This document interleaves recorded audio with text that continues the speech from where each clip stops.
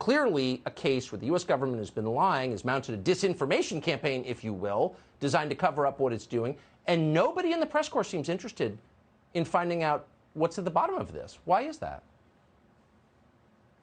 Right. So first of all, like you, I've heard the Russian and Chinese accusations for weeks that the United States is partnering with Ukraine to have biolabs right on the other side of the Russian border, and never talked about it because there was never any evidence for it. I don't take the word of the Russians or the Chinese for it. What made me get interested in the story was when Victoria Nuland went before the Senate and Marco Rubio asked her, are there biological and chemical weapons programs in Ukraine, expecting her, he even said, I only have a minute, her to say no, of course not, so he could then claim it was debunked. But she didn't say no. In fact, she acknowledged exactly what you just went through, that not only are there labs, but they're so dangerous, whatever's in them, that they're deeply concerned it would fall into Russian hands. The other point is, any journalist who comes on the air and says that they can claim, that they can state that these concerns are false or a byproduct of disinformation, like journalists have been doing for weeks under the guise of fact-checking, is not telling the truth. All they know is that the Pentagon denies it, the CIA tells them it's not true, and then they equate that, they conflate that with proven fact, which is the #1 problem in journalism that we're seeing very pervasively in this war. It's so shameful that anybody employed as a reporter would do something like that without doing any actual reporting whatsoever, even bothering to learn about the subject, and then to scold anyone for asking legitimate questions. So here's the problem that I have with it. Government does things that are secret. We don't always know what they are. Maybe some cases that's legitimate. But to attack anyone who, American citizens who ask honest questions as tools of Russia, seems to me so far out of bounds, I'm worried this is being established as a precedent.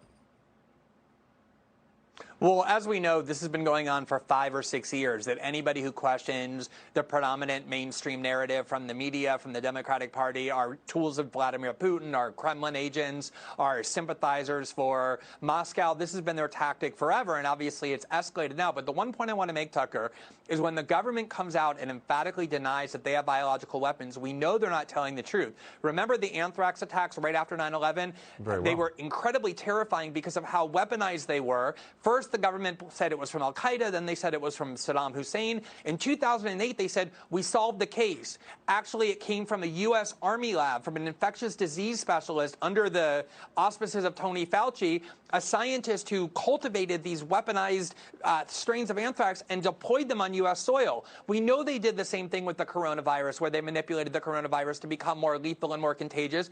They claim that those aren't biological weapons because inside their brain, their intention is not to use them, but just to study them. But the things they're making are exactly the same as what you would make if you were to make biological weapons. And you have to be so careful to understand what they mean when they deny that they have these. Well, the last question, maybe you don't know the answer, but why Ukraine? You know, of all the countries you would conduct this kind of research in, you would pick one with like a solid medical infrastructure. You'd pick Germany or Israel or someplace with, you know, first-class scientific research going on. You would not pick Ukraine. Why Ukraine?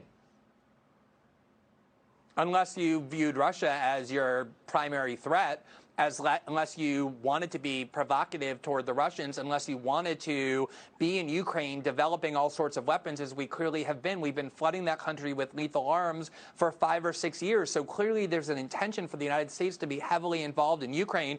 The Russians say their motive is to be threatening and provocative. The United States denies that. But they have their tentacles in Ukraine and have for many years all the time, which is a critical part of the narrative that has been lacking.